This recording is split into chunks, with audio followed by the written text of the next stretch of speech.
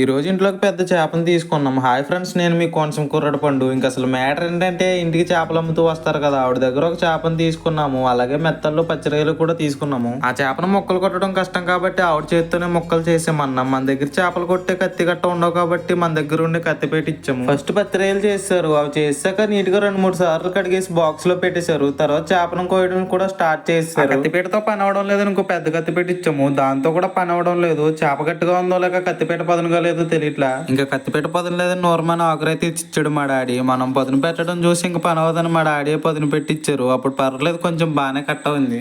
ఇంకో పక్క మా టామీ ఓతే గడావిడ చేసేస్తుంది. మా డాడీ తీసుకెళ్లి కట్టేశారు. ఈ లోపల చేపను కోయడం కూడా స్టార్ట్ చేశారు. మా టామీని కట్టేసినా కూడా ఓరుస్తూనే ఉంది. నాకు దీన్ని కొట్టాలంటే మనసు ఒప్పదు, జస్ట్ భయపెడతాను అంతే.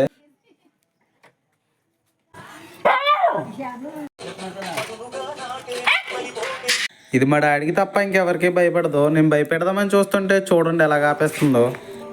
కూర్చో కూర్చో.